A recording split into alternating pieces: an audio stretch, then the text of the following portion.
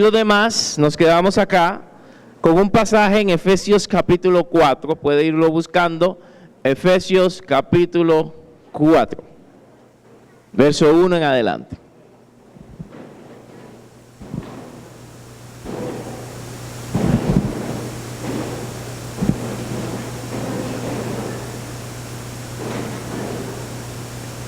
Efesios 4, 1. ¿Cuántos lo tienen, hermanos? Solo 2. Efesios 4, verso 1. Ah, sí, claro. Efesios 4, 1. Ahora sí, amén. Bueno, dice así la Escritura: yo pues, preso en el Señor, os ruego que andéis como es digno de la vocación con que fuisteis llamado, con toda humildad y mansedumbre, soportándoos con paciencia los unos a los otros en el amor, solícitos en guardar la unidad del Espíritu en el vínculo de la paz. Un cuerpo, un espíritu, como fuisteis también llamados en una misma esperanza de vuestra vocación, un Señor, una fe, un bautismo, un Dios y Padre de todos, el cual es sobre todos y por todos. Mi Dios, oramos para que tu palabra se glorifique en medio de nosotros, que tú, Señor, te puedas manifestar y hablar a cada una de nuestras vidas en esta hora. Te lo pedimos, Señor, en el nombre de Jesús. Amén. Y amén. Bueno, hoy vamos a cerrar nuestra temática que hemos estado hablando acerca de temas como la unidad, como la relación los unos con los otros. Uno de los temas que estuvo también abordando nuestro hermano Minor, y creo que en su prédica también el versículo aparecía en uno de estos sectores. Y se hicieron algunas dinámicas que ustedes recuerdan, ¿verdad? Comenzamos a ver cuántos habían nacido en la iglesia centroamericana, cuántos en la bíblica, cuántos en la bautista, etcétera. Y nos damos cuenta que venimos de distintas procedencias, ¿verdad? De distintas procedencias, no podemos decir que somos todos de una misma denominación, sino que nacimos en distinto trasfondo, lo cual nos lleva a que tenemos que comprendernos, porque no pensamos igual ni tenemos la misma cultura evangélica, ninguno de nosotros, incluyendo hasta el pastor, aunque usted no lo crea, ¿verdad? Todos. Y es interesante, hay personas que aquí vienen de la zona sur, de Guanacaste, de distintas zonas también, y eso también implica que tenemos distintas subculturas o forma de ver las cosas. Entonces se requiere de un esfuerzo muy grande de parte de todos nosotros para ponernos de acuerdo y para trabajar en una misma línea, y también un esfuerzo muy grande de la línea pastoral para poder acomodar todas estas ideas en una misma visión. Bueno, el apóstol Pablo se encontraba encarcelado en este momento, fue una de sus encarcelaciones.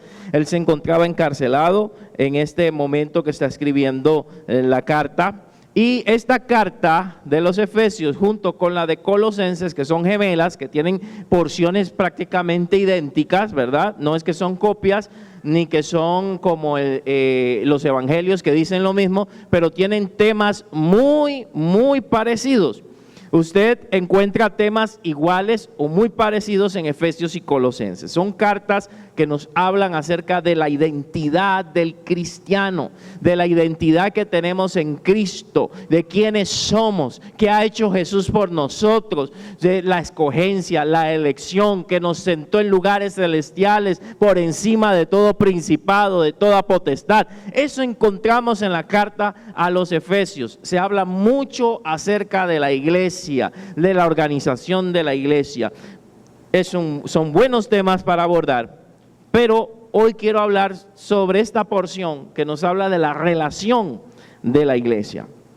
Pablo pide a ellos que mantengan la unidad en la iglesia de los Efesios. Si pide que mantengan la unidad es porque probablemente habían sus problemitas.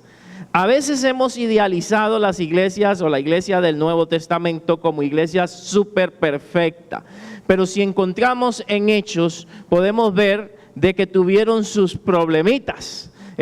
Tuvieron murmuración en el capítulo 6, tuvieron momentos donde la gente cuestionaba lo que estaban haciendo los apóstoles, aunque eran apóstoles, que estaban cuestionando cómo estaban manejando el tema de la ayuda social a las viudas, y lo cuestionan, y ellos tienen que resolverlo, igual que nosotros.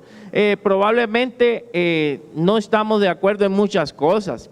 No estamos de acuerdo en el color de pintura, no estamos de acuerdo en la paloma, ¿verdad? Si está muy gorda, si está muy delgada, probablemente en la que colocamos como símbolo, ¿verdad? Vamos a tener muchas maneras de ver las cosas porque somos diferentes, y tras eso nuestro trasfondo, y tras eso el lugar de donde venimos o crecimos va a ser muy diferente. En mi caso, yo me he tenido que adaptar al pinto, a muchas cosas en mi vida a través de los años, y es más, yo cuando regreso a mi país, ahora me hace falta el pinto. Ahora lo extraño, ¿verdad? Cuando yo al principio decía jamás comeré eso, y ahora me hace falta. No me lleno con las tortillas, por mucho que me gustan en mi país, las hojaldres no me van a llenar, necesito el pinto. Todavía no me han convertido al café, pero bueno, nos vamos adaptando, nos vamos acostumbrando. Mi manera de hablar ya no es igual, el panameño habla muy rápido, las palabras las expresamos muy rápido. Ahora yo cuando llego allá tengo que prestar mucha atención para poder entender a mis coterráneos. Es más, dicen que he pausado mi manera de hablar. Entonces, me pasa prácticamente como sucede tal vez con el murciélago, ¿verdad? Que lo confunden con el ratón, pero tampoco es. Piensan que es una ave, pero tampoco lo es. No es ni una ni otra cosa. Es una combinación, probablemente. Hermanos, para mantener la unidad hay que hacer un esfuerzo. Usted en su casa, para mantener la unidad con su pareja, que no piensa igual, que no es igual que usted, con sus hijos, probablemente tendrá que hacer esfuerzos, concesiones y hasta ceder en muchas ocasiones. Se lo aseguro, me puede contar historias, porque si usted me dice que ustedes se llevan de lo mejor, que nunca pelean entre ustedes, que nunca tienen diferencia, que piensan igualito, no se las creo. Somos diferentes. Ahora, que seamos creyentes no significa que veamos las cosas de la misma manera. Y el llamado del apóstol en el versículo 1, ¿verdad? Dice, yo pues preso en el Señor, os ruego, mira, les ruego, por favor, que anden como es digno de vuestra vocación con que fuiste llamado. Pareciera que no tiene que ver con el tema, pero dice, anden como es digno. ¿Y cómo es digno? ¿Cómo viste? Voy a hablar de varias profesiones, pero no es para denigrar ninguno, sino para que nos podamos ubicar que hay una forma de comportarnos de acuerdo a la profesión que tengamos. Hay gente que no calza en ninguna, ¿verdad? Rompe patrones, pero generalmente hay una forma. Un mecánico, ¿cómo vestirá? ¿Cómo lo va a ver? Lo va a ver con... Es más, conocí un mecánico que yo lo veía, llegué a donde él, ¿verdad? Bien vestidito, bien perfumado, y yo en mi cabeza, ¿será mecánico? ¿Será el gerente? ¿Verdad? Porque no concibo que esté vestido o esté actuando de acuerdo a su profesión, ¿verdad? Donde más grasa le veo, digo, este es bueno, este es buenísimo, se tira debajo de los carros, desarma el asunto porque tiene grasa, tornillos por todos lados, hasta en el pelo, ¿verdad? Y entonces este es buenísimo. Generalmente nos guiamos por eso, no significa que así sea. Pero si usted va a un consultorio de un doctor, de una psicóloga, ¿cómo los va a ver? Los va a ver de una forma elegante, generalmente en su escritorio, ¿verdad? Con palabras adecuadas. No lo va a oír, perdón por la frase que voy a usar, hey, mae, ¿cómo estás? le va a causar, este es el que me va a operar. Tal vez no tenga que ver nada, pero hay una forma de comportamiento, hay una ética de comportamiento de acuerdo a quien tú eres, ¿verdad? Una forma de vestir, unas palabras adecuadas, una forma de andar de acuerdo a nuestra profesión y a dónde andamos. Bueno, él dice, anden como es digno de la vocación o de la profesión o del llamado, dice otras versiones, al cual ustedes fueron llamados conforme a esa vocación. ¿Y cuál es nuestra vocación? Todos aquí tenemos distintas vocaciones, pero todos fuimos llamados a ser hijos de Dios. Todos somos creyentes. Si usted ha recibido a Jesús como su Salvador, todos fuimos llamados a una misma vocación, a una misma forma. Y entonces debemos de vivir todos de acuerdo a ese mismo llamado. Todos debemos de andar de acuerdo a esa profesión a la cual fuimos llamados. Somos creyentes, somos hijos de Dios. Se espera de nosotros cierto tipo de conducta. Y por eso es que a veces nos dan duro, ¿verdad? Porque a donde nos equivocamos, la gente recuerda, no son dignos de esa profesión a la cual dicen que son evangélicos, a la cual dicen que son cristianos, o más si es un pastor el que falla, no es digno de. Y comienzan las críticas. Sabemos que nadie es perfecto, que todos somos pecadores y vamos a fallar, pero debemos comportarnos lo mejor posible. Aquí nos habla de la conducta, aquí nos habla de la santidad, aquí nos habla del testimonio. Soy creyente y somos cartas abiertas, y aunque usted se quiera esconder y ser un creyente de la secreta, ¿verdad? O un agente de FBI que nadie sabe que es cristiano, alguien lo va a detectar y lo va a descubrir. Y su conducta va a hablar más que todas las palabras que podamos decir. Es importante que nos comportemos como es digno, que nos ubiquemos. Somos creyentes, represento a una iglesia, represento al cuerpo de Cristo, y mi comportamiento en tal lugar lo bendice o lo complica o lo afecta, daño el testimonio. Y entendiendo eso, que debo andar como es digno, de una forma adecuada, no santulones, hermanos, no que somos los que llegamos y aguamos la fiesta a los demás, no es eso lo que yo le estoy enseñando, sino que nos comportemos como debemos. Si están en un lugar ahí con chistes ahí, amarillos, rojos, ¿qué hace usted ahí riéndose de eso? Si están burlándose de la nacionalidad de alguien en ese chiste, ¿qué hace usted sonriéndose y también compartiendo eso? Apártese. Si usted está en un ambiente donde es pecaminoso, ¿qué hace usted ahí? Huya, como hablamos ayer en los varones, huya por su vida, escape, como dice la Escritura. Escape de las pasiones juveniles, hagámoslo de José, escapémonos. No juguemos con el pecado, no lo tentemos, no probemos nuestras fuerzas a ver cuánto resistimos. ¿Se acuerda la historia de José, verdad? La esposa de Potifar, decíamos que tenía una cultura muy distinta, porque lo agarró, ¿verdad? Y duerme conmigo, o sea, se le declaró y todo el asunto. Era de otra época esta mujer. Y entonces vemos cómo este hombre, ¿verdad? ¿Qué hace? Comienza a conversar con ella. Yo sé que yo soy guapo, pero no puedo. Soy cristiano, soy judío, no puedo darme esas concesiones. Yo amo a Dios. No. Y no comienza a conversar con el pecado, no comienza a coquetear. Y conversemos ahí por el Messenger, comencemos por WhatsApp, pero yo tengo mi pareja. No. Él hace esta, hermano. Huye. Desde el momento que comenzamos a conversar con el pecado, estamos en problemas. ¿Se acuerda de Adán y Eva? Qué triste historia ahí, ¿verdad?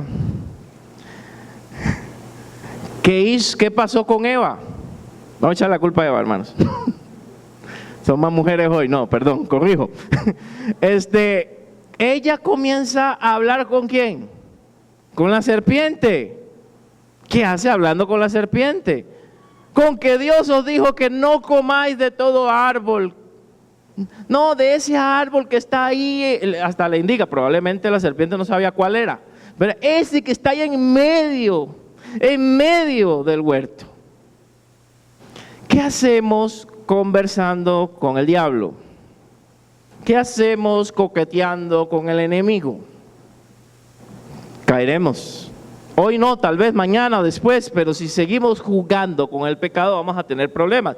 Pero si yo sé quién soy, yo ando como es digno. José sabía quién era y se comportó, aunque no había nadie, como era digno del Dios que lo había llamado y escogido.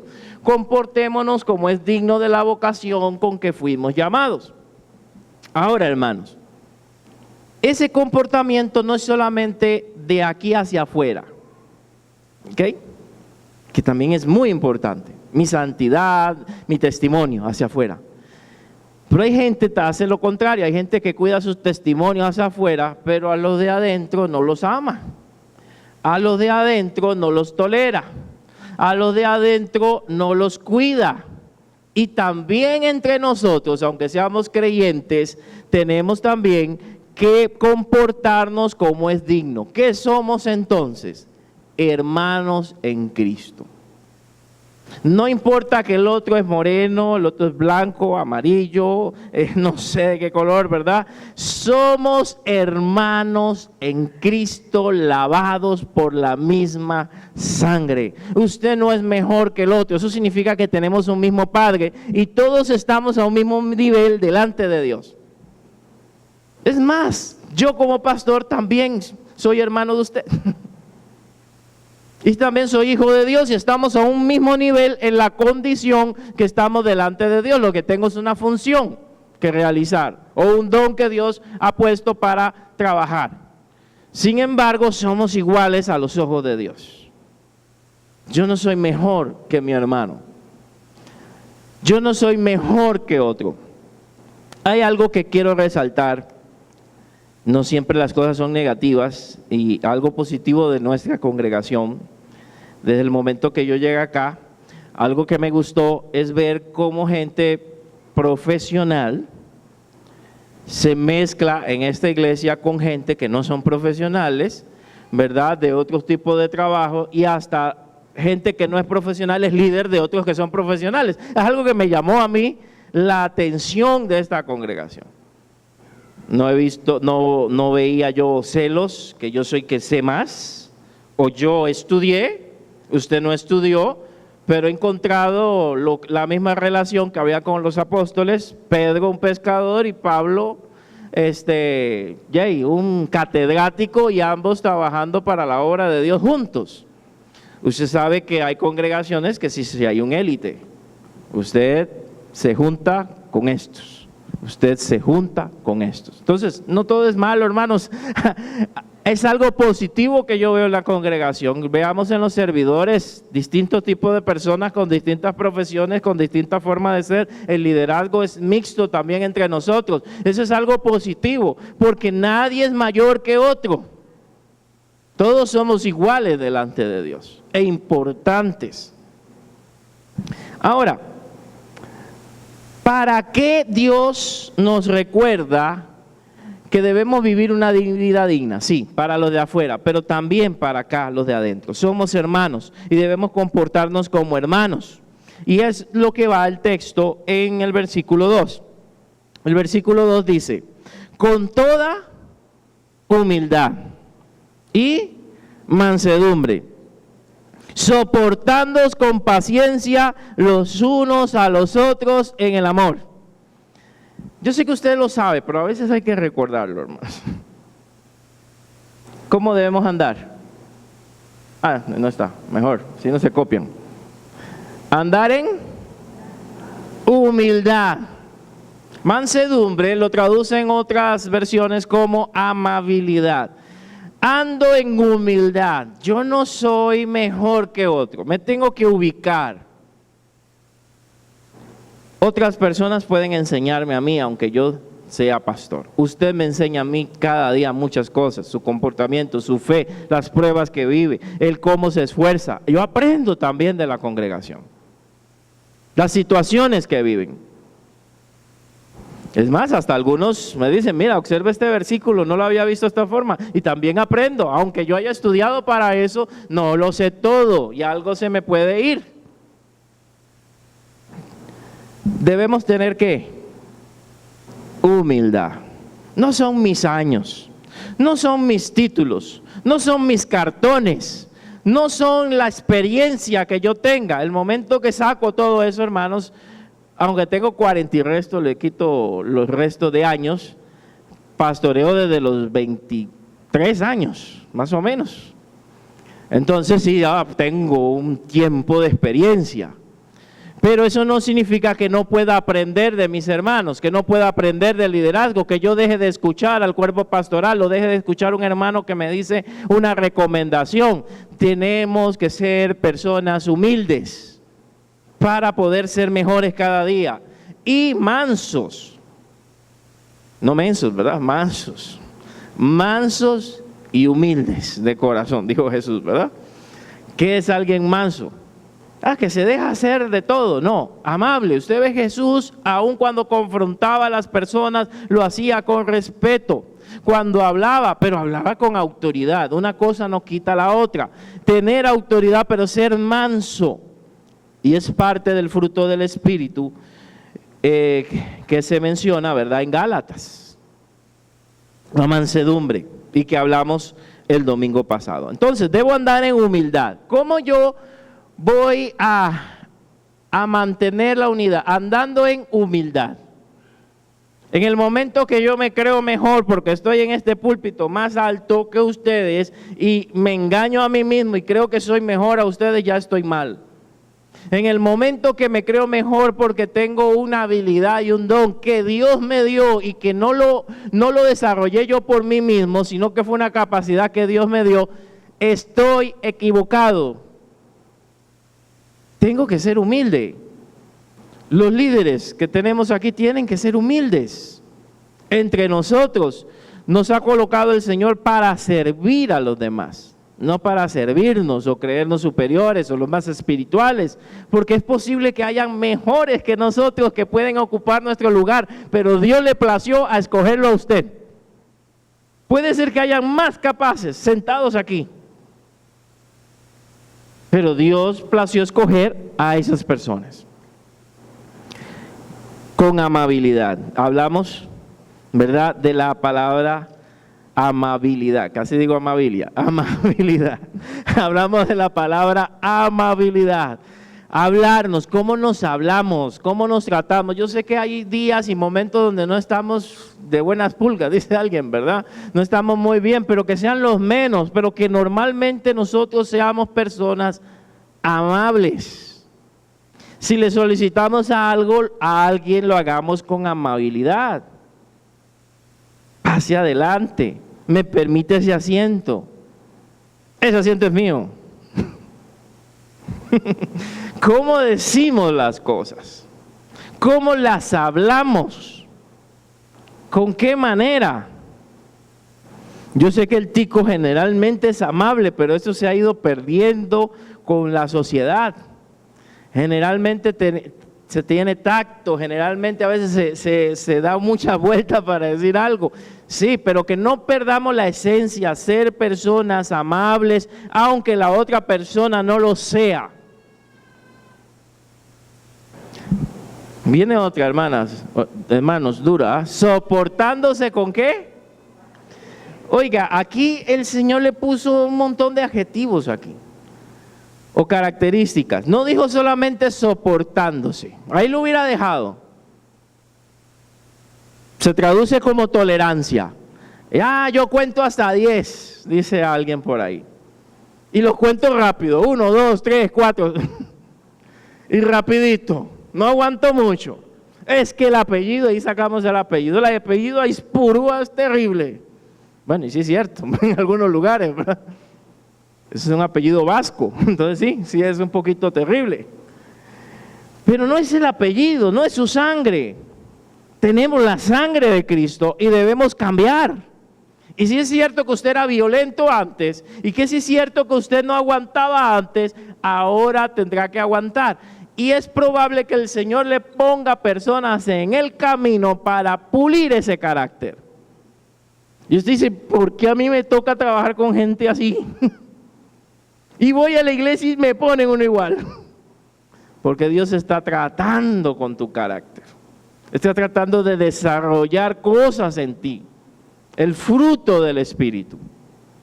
Y entonces nos pide que soportemos con paciencia. Tras que tengo que soportar, no es nada más me lo aguanté y no le dije 4 cosas. No, con paciencia.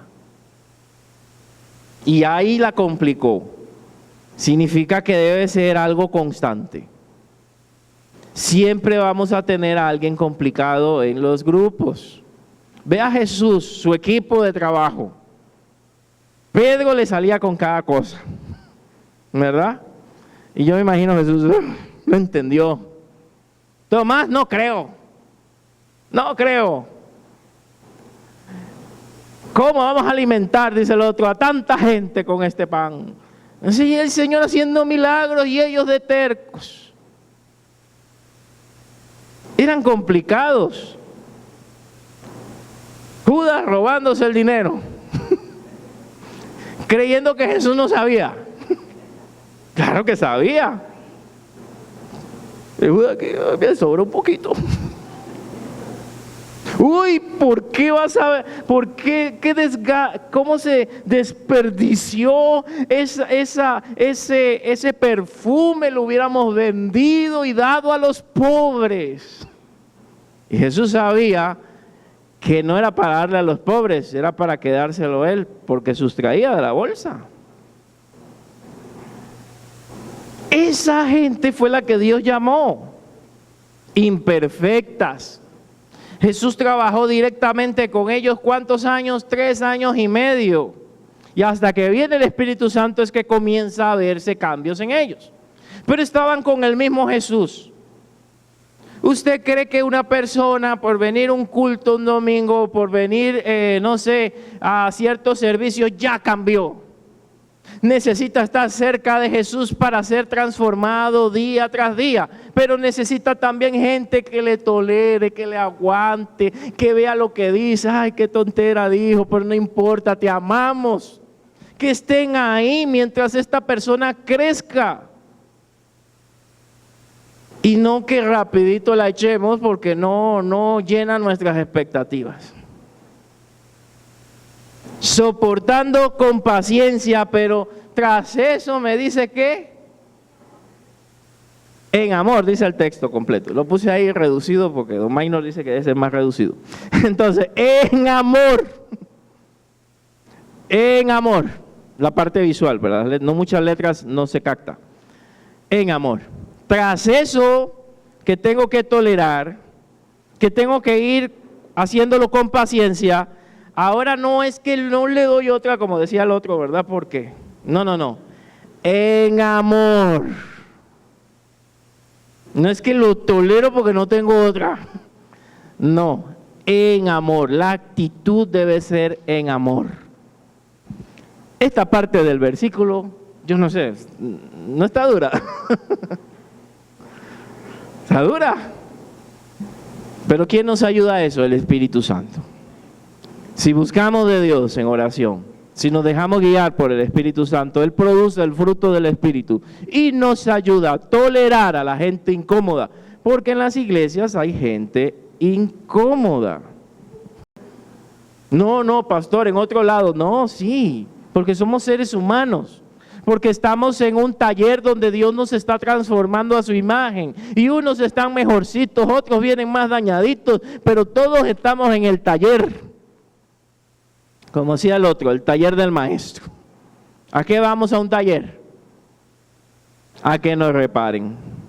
Y a veces el carro se ve muy bien por fuera, pero tiene una piecita que sin eso no funciona.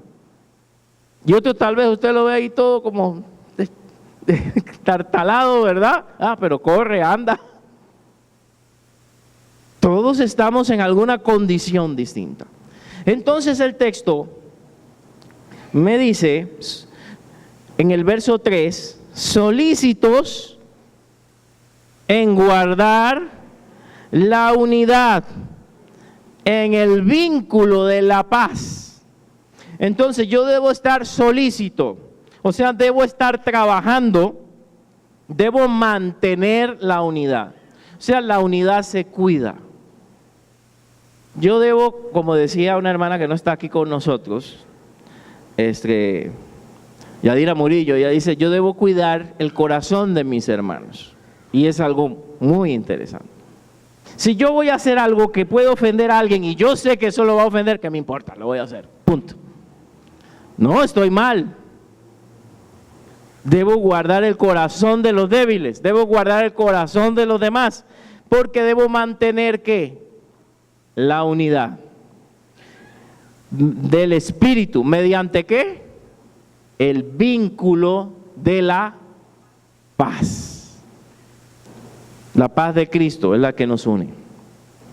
Debo procurar mantener la unidad. Mi hermano, ¿cómo lo hago? Tal vez esto, vamos a ponerlo de una forma más práctica.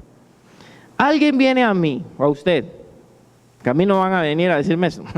Mire, es que fulano, el hermano tal, me hizo tal cosa. No sé. Me ofendió, me habló muy duro, no me saludó, me llevó la contraria en una reunión, no estuvo de acuerdo con algo que yo propuse, siempre se pone en contra mía, no sé, cosas que nos puede afectar. O parece como que no me quiere. Y viene a mí, o a usted. ¿Usted qué hace? Uy, sí, a mí también me la hizo. Mira que tampoco me lo bajo ahí en la iglesia. Pastor dijo de tolerancia, pero eso a mí me cuesta. Yo tampoco me lo bajo. Complicado el hermanito. A mí también me lo hizo. Oremos a ver si es aquí donde debemos estar. Porque yo no me siento cómodo con esta persona. Y se para al frente y hace esto y lo otro. Yo no me siento bien. Pero la Biblia me dice que somos llamados a ser pacificadores. Entonces, ¿cuál es mi función cuando me llega alguien así? No la voy a regañar, pero le voy a animar a que vea las cosas de otra manera. Mínimo le voy a animar a que ore. Y si la cosa está bien fea y complicada, bueno, ¿por qué no conversamos con la persona? A ver si la podemos solucionar. Yo estoy contigo, yo te apoyo, vamos. Y nos sentamos con ella. Voy a estar de oidor, nada más. Somos personas que debemos reconciliar a la gente, no meterles carbón para que se vayan, para que se molesten, para que se enojen. Yo sé, hermano, que usted dirá, pero esto no pasa en esta iglesia, ¿verdad? Nuestra iglesia es de amor y paz, esperanza y luz, ¿verdad? No pasan estas cosas. Sin embargo, por si acaso, hermanos, debemos recordarlo. Mantener la unidad del espíritu. A alguien le dicen, mira, ¿y por qué pintaron esa palomita? Yo quería un águila, una paloma, no, un águila, que se renueva, que es vencedora, que vuela en las alturas. ¿Por qué no cambian eso, verdad? Entonces está bien, una sugerencia, como algunos lo han hecho, pero que me vaya a mí eso a resentir. Que yo dije que pintaran de color huevo la iglesia. Bonito color, ¿verdad? A mí me gusta, no sé. Debería pintarla así por dentro. Yo dije eso, pero el cuerpo pastoral decidió ese color ahí gris con ese verde. No, hombre, no tienen gracia, ¿verdad? No saben. Pero imagínense, si nosotros le hiciéramos caso a todos, cada pedacito sería el color que usted quiera. Para eso elegimos líderes, para que ellos tomen algunas decisiones que nosotros no podemos. Y algunas serán buenas y también se equivocarán. A la hora de comprar el color no era ese, ¿verdad? Y salió más oscuro, salió más claro, también sucede. Voy a poner un ejemplo, nadie se ha quejado de eso, ¿verdad? Creo, no me lo han dicho. Pero hay cositas que roban la paz y si usted se pone a ver, son pequeñitas. ¿Cuántas veces ha habido una discusión en su casa?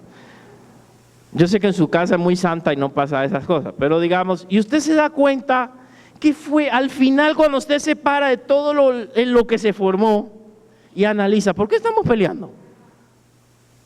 Mira que no se calentó el arroz, o que una cosa tan ínfima y sacó usted un montón de cosas que siempre ha sido así, descuidado, siempre ha sido, no te interesa, no me calentaste la comida, pero eso fue el año pasado también.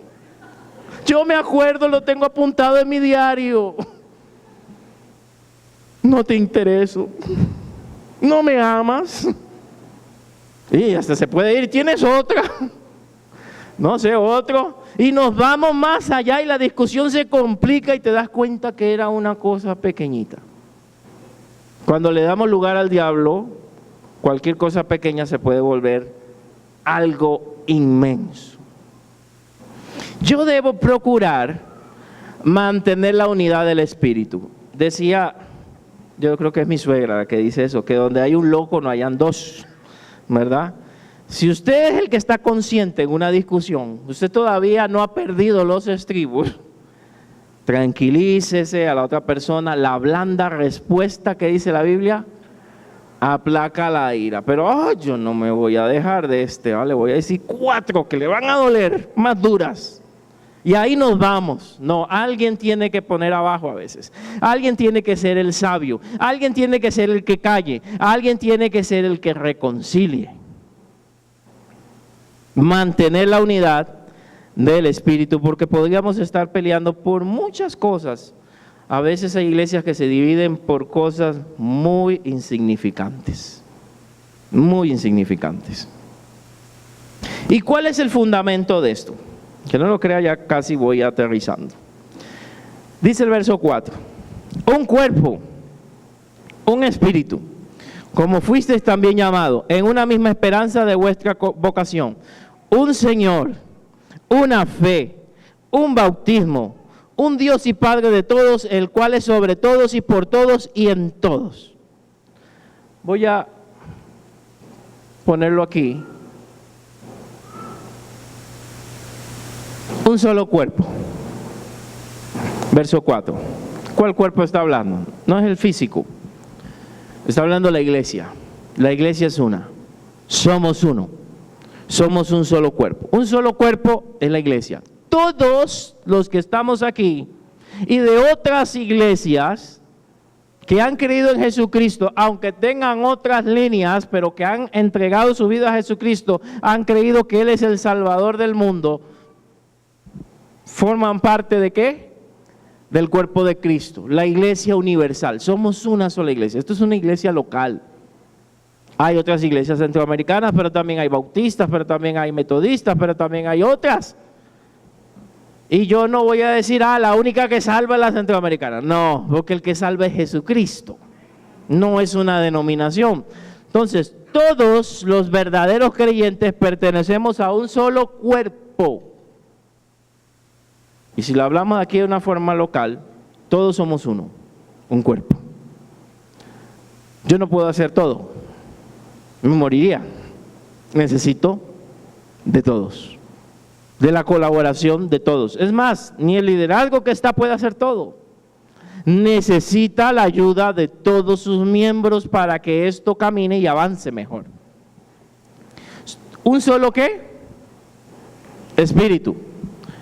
Pablo en Corintios enfatizaba mucho eso. Ustedes han recibido un solo espíritu. No son espíritus, como algunos también enseñan. Espíritu de esto, espíritu de otro, no. Un solo espíritu, el Espíritu Santo, y eso es un milagro, está en todos sus hijos. ¿Cómo puede hacerlo? Y está en todas partes. Él es Dios, está en todos. No es que este recibió espíritu de sabiduría y este de poder, y eso pueden ser habilidades, dones, manifestaciones, pero todos tenemos el mismo espíritu, el mismo. Si somos hijos de Dios, tenemos el mismo espíritu. No son espíritus, es uno solo, es el Espíritu Santo derramado en todos sus hijos en el momento que creemos. y le hemos recibido como Salvador, según Efesios capítulo 1. Hemos sido bautizados todos, también nos dice la Escritura, en un solo cuerpo. Sean judíos o griegos, sean esclavos o libres, a todos se nos dio de beber de un mismo espíritu.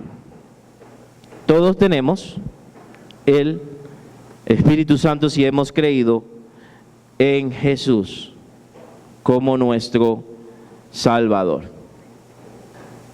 Así que no son distintos espíritus. Todos pertenecemos a un mismo cuerpo. Todos pertenecemos o somos parte o tenemos el mismo Espíritu Santo en nosotros.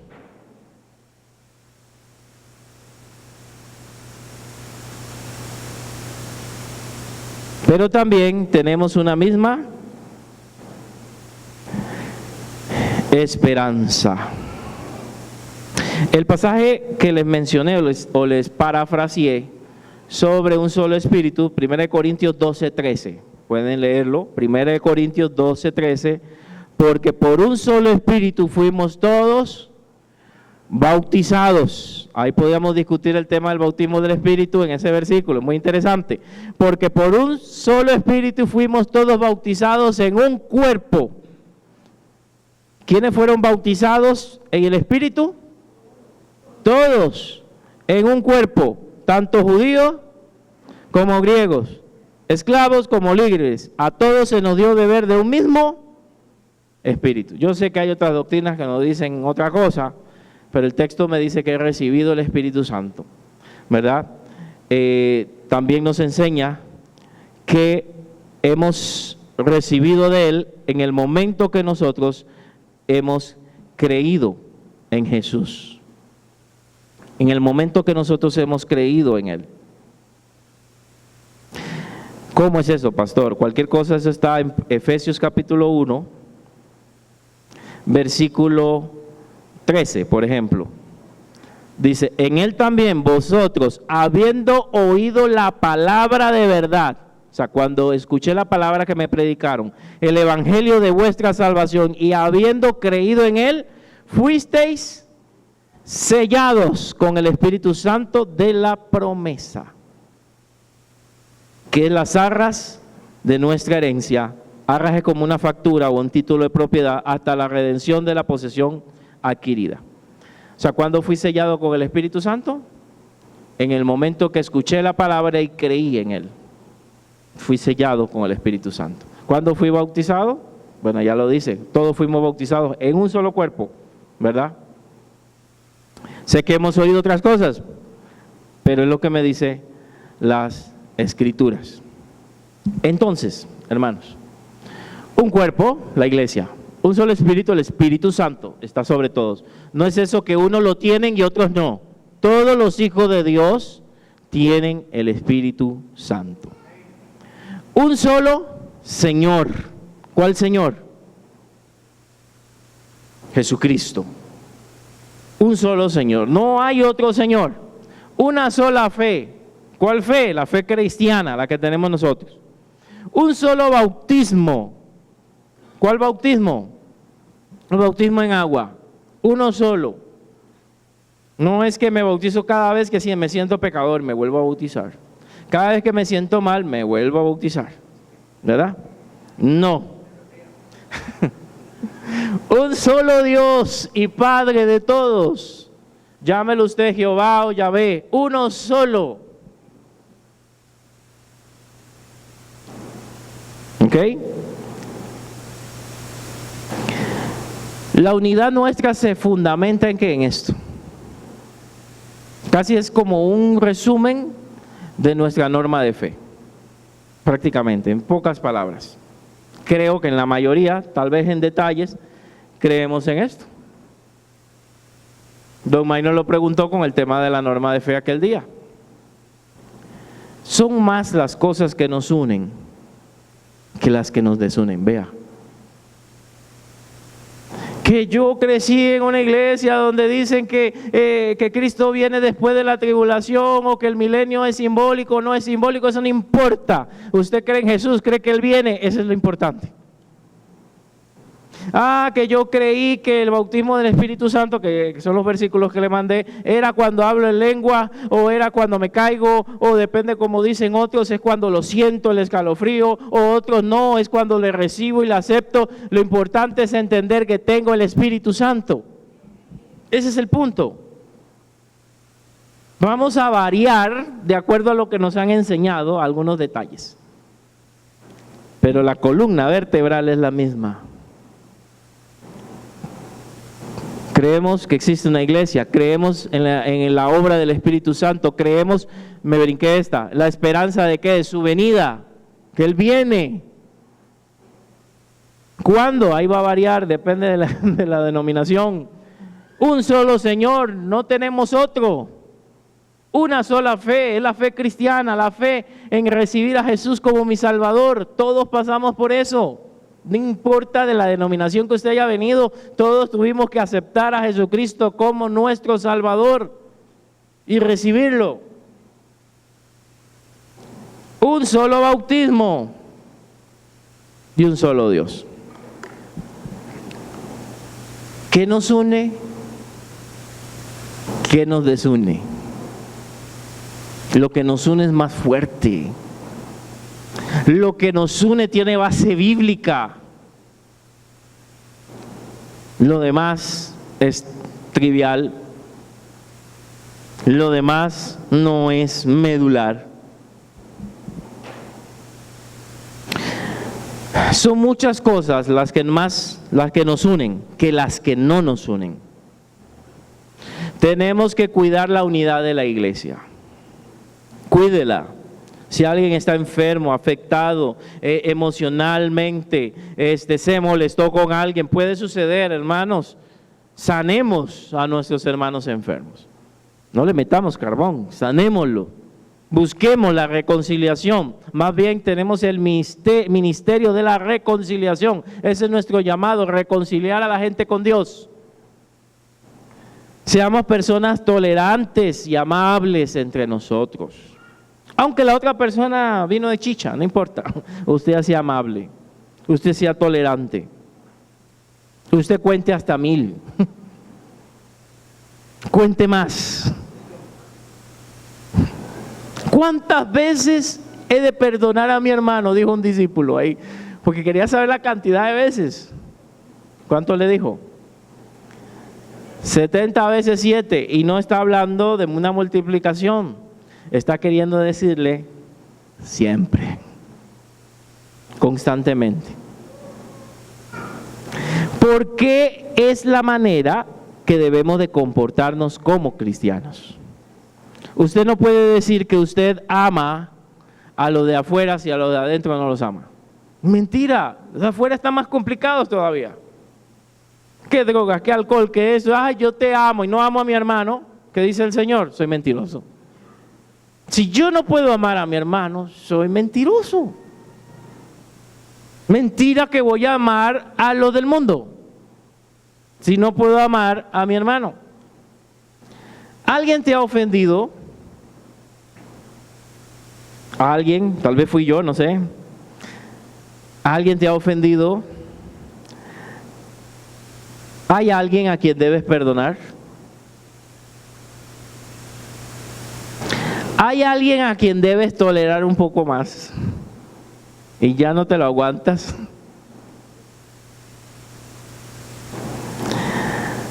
¿Hay alguien con quien has sido poco amable? Como no me cae bien, no soy amable con esta persona. Sucede. ¿Qué nos pide el Señor?